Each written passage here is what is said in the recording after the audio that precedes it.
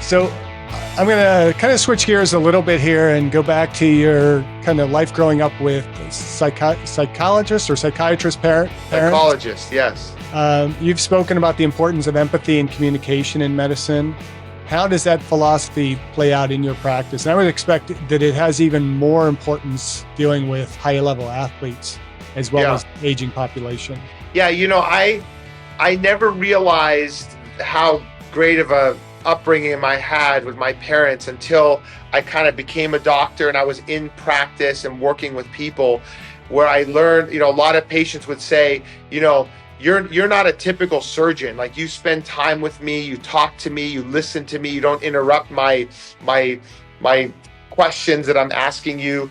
I also think that I have a level of understanding of kind of human behavior and kind of like how people are. And I think, one of the things I always say is that, when you're a patient, you call my office and you make an appointment and you have knee pain and you have a story that you want to tell.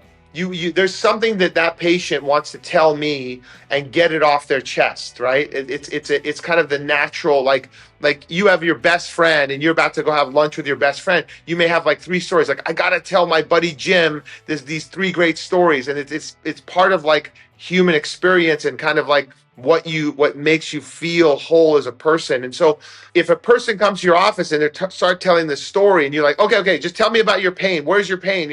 And you just kind of really, cut into them.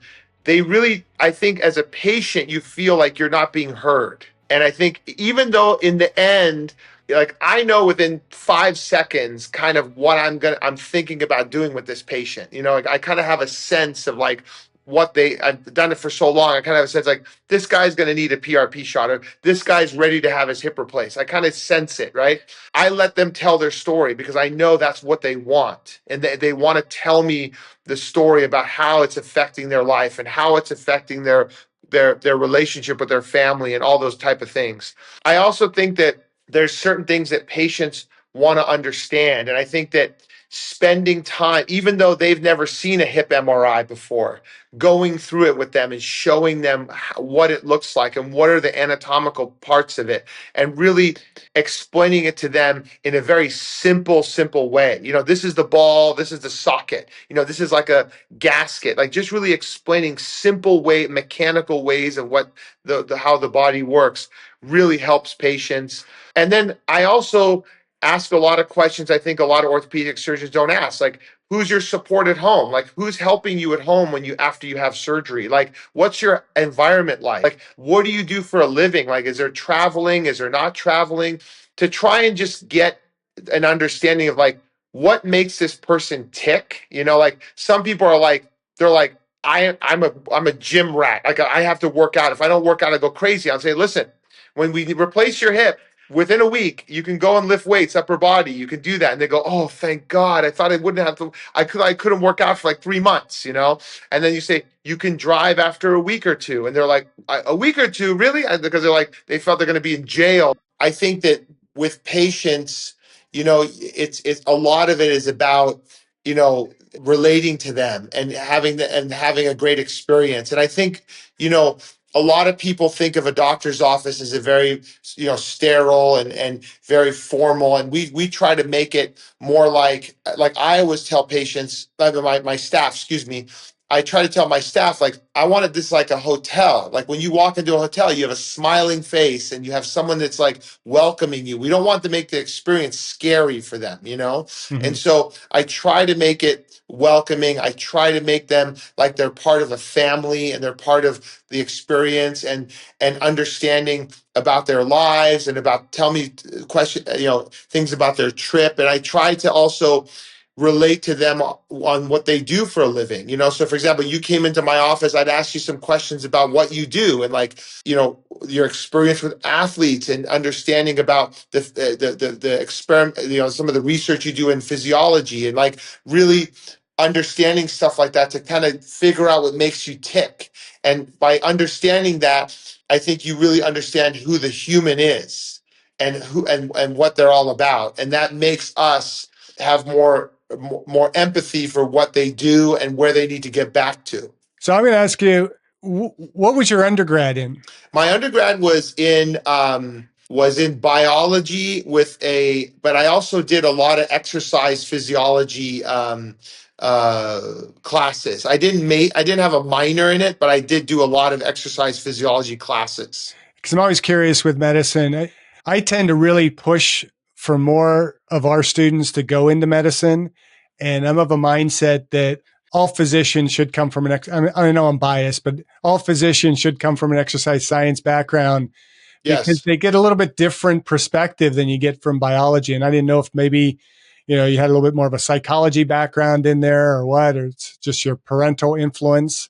Yeah, it was my parental influence, but I think that from my standpoint, I came from a athletic training. I was around ATCs, I was around physical therapists, I was around orthopedic surgeons. I was learning about, body fat, VO2 max. I was learning about all this kind of exercise physiology stuff to understand, because you make a great point. When you learn anatomy in medical school, it's one thing, but orthopedic anatomy and orthopedic dissection and learning where the planes are that you have to get in to understand where you're at. And I think to be a great orthopedic surgeon, you have to really have an understanding of three-dimensional anatomy. It's like, okay, this muscle's here, but what's behind that muscle? What's to the left of it? What's to the right of it? If I put a pin through this bone, what's it going to hit on the other side? Understanding, like, it's not just what's in front of you, it's all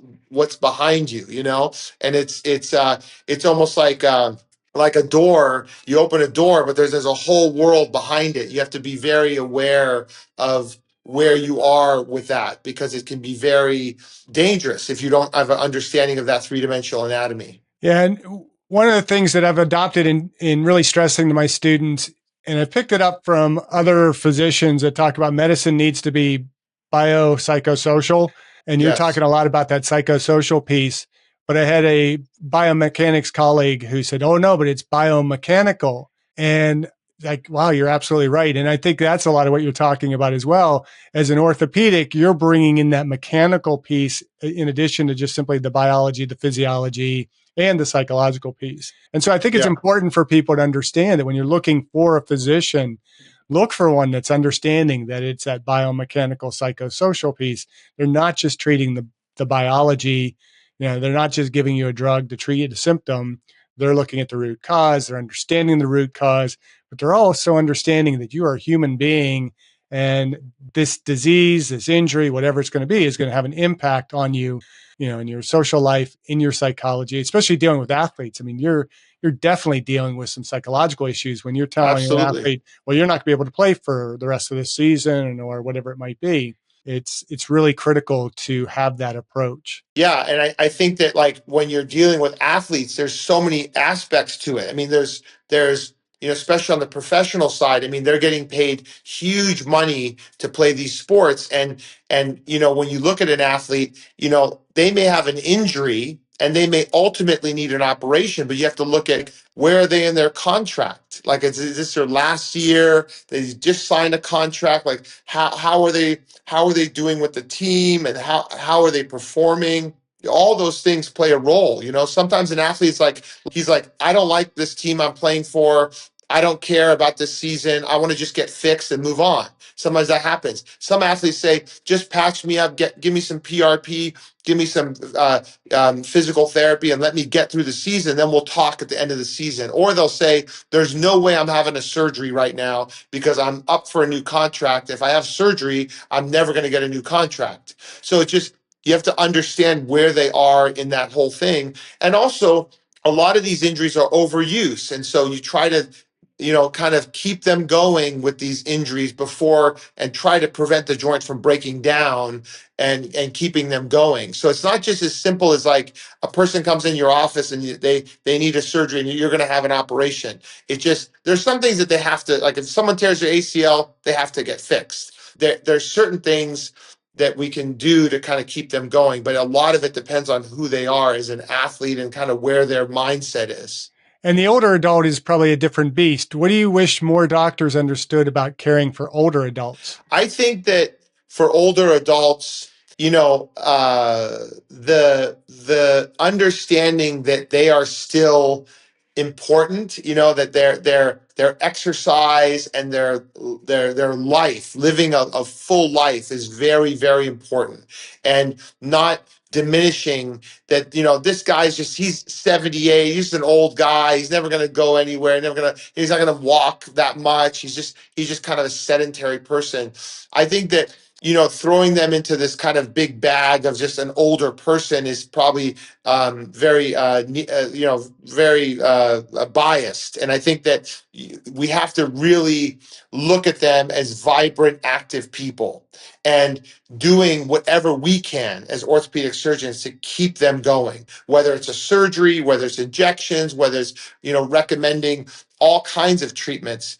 And I think it's very important to understand that, like, we don't work on an island. I have a world around me of chiropractors, physical therapists, body working people, specific athletic physical therapy versus balanced physical therapy, all different kinds of things that we can kind of dial in a treatment protocol for people. We have nutritionists, we have home programs that we have for patients. We have so many different things to help these people get through, and that's part of what I do, is I connect people. So someone comes in and says, my dad is not walking that much, so I say, hey, listen, we're going to get a therapist. I call that therapist, say, hey, you got to get Jim up every day and make him walk 2 miles a day, and until he gets the habit of it, then you can let him go. But, like, how do we make this person as physically active and have a rich, healthy life for everybody?